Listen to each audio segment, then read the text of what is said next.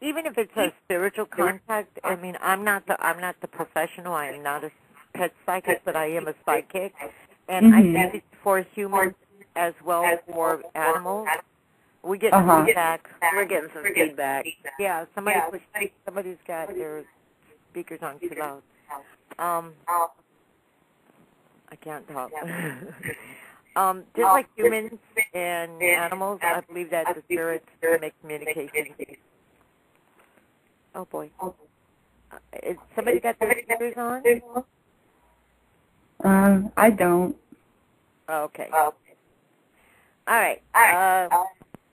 Let's see. We have another. Brandy, would you like to hang on, or feel free to? Sure, I can hang on. Okay, baby. We'll get another caller. All right. Let's see. Caller and area code 520. Mary Mead, may you please state your name for us? Hi, this is Gabby. I'm calling from southern Arizona. Hi, John. I'm just seeing I'm looking at the switchboard, or not the switchboard, the chat room right now. Okay. Do you have a question for our pet psychic? I do, and it's a near duplicate of the last caller, but without a cat. It's I rescued my dog in August, and she'll be 2 next month, and she's a big white Labradoodle, and she's adorable, and I love her, and I would like to know if you can pick up anything and tell me, what you see or feel, or along that lines. And thank you so much for doing this, because I wanted to talk to a pet psychic for ages, and I've never been able to. So this is so and where cool. are you calling from? Where are you calling I'm calling from. I'm so close to the Mexican border, it's pathetic. Okay. Okay. Okay. I'm in the southeast corner of Arizona. Okay, you're not too far. I shouldn't say pathetic. I like Mexico, so we're good. Yeah. Okay, Lady Vampire Shadow, did you get your question, honey? Yes, she wants to know if there's anything about her dog. And the only thing that I can really see is the dog sitting, and she's raising up her paw like a wave type thing. So I don't know if she has an issue with her paw, or if that's something that she likes to do to get your attention. She's consistently coming up to me, and it's like, with one or the other. And I make the joke, if I were to pet her for 23 hours and 59 minutes out of the day, she would want 1 minute more.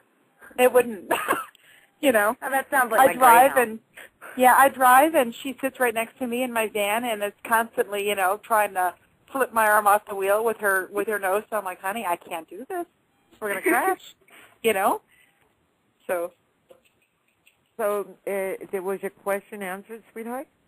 It's like the last caller. I wish I could read her mind, because I want to know what's going on in that little head of hers. I shouldn't say little, but But I just wanted to know if she's happy. She seems happy, because she seems like she's always smiling. She is always smiling. I thought it was just me imagining that.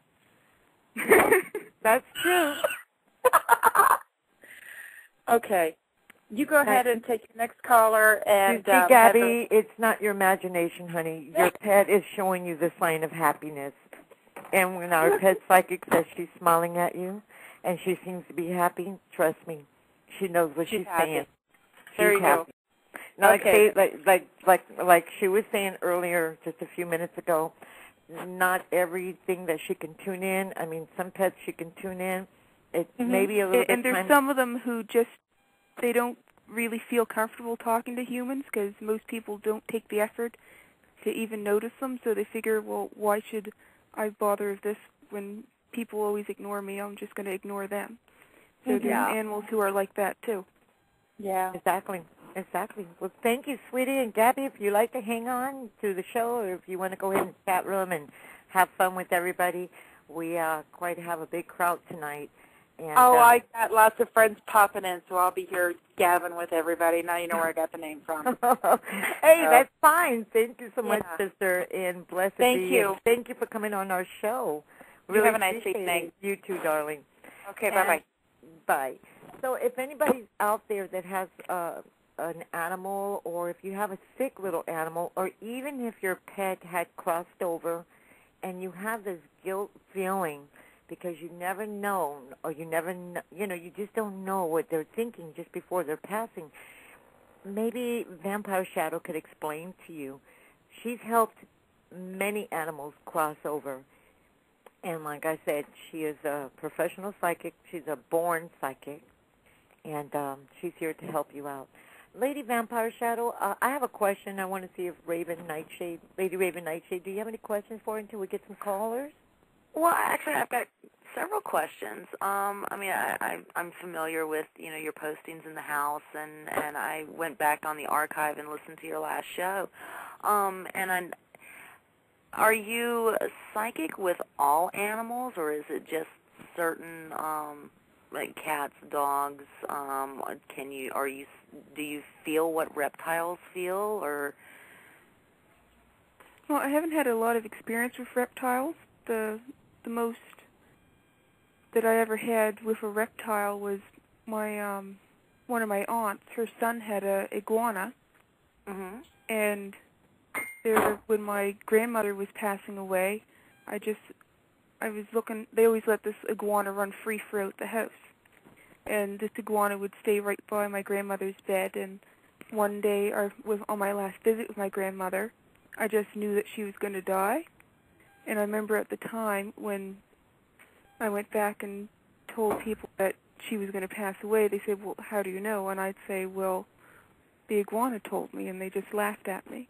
And I don't think that he actually told me in words, but I think it was more like a feeling that he sent. Yeah. And now that I mentioned that iguana, there was in one of my grade 8 classes, one of my teachers, he had an iguana in the classroom. And whenever I sat around that iguana, it would climb up its cage and just cling to the wire beside me or behind me, whichever side of the cage I was on. He'd sit up there and just cling there, the whole class watching me. Cool. That is awesome. I have a question. Lady Vampire Shadow, I have a question. I have a dog. She's a purebred Brittany Spaniel. She's got the beautiful red, they got the long red hair, ears, flappy ears. Yeah, they're red and white, and some of them have little spots and things like that. Hers is wavy and red, the ears, and her face is covered in freckles, red freckles, and her background of her hair is white, and she has a short tail. Now, I've been looking up those dogs, but I am curious. When we got her, she was a puppy, and her name is Sprinkles, and we love her. She's our little girl. Did Sprinkle get her tail docked when we found her? Her tail was cut off, because I don't believe in that. And I was wondering if I can ask you that question, and also if it is, do the pets really feel this pain? It's like, I feel it's like taking a finger off of a baby, cutting a finger off of a baby that's newborn. Can you give me some insight about that? Yeah, I can. You can feel safe that your dog had not had her tail docked, because British Spaniel is one of the few breeds of dogs that actually have a naturally short tail. Oh, I got to tell my husband in the pure line. I got to tell my husband if she was not a purebred and the line had been crossed with a dog with a long tail, it could have been possible that her tail was docked if she was born with a long tail. But the majority of the Brittany Spaniels do have a naturally short tail. I just told my husband, yay, because I've seen some online that have long tails, and my husband and I were just discussing that a week ago, and I said, the pet psychic is coming. I'm going to find out, because I could not find anywhere where they tell you they dock them. They only show the breeds in the pictures.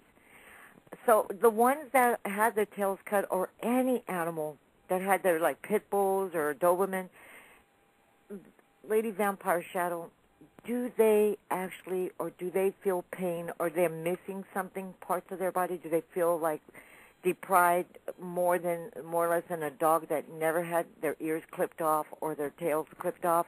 I always wonder that.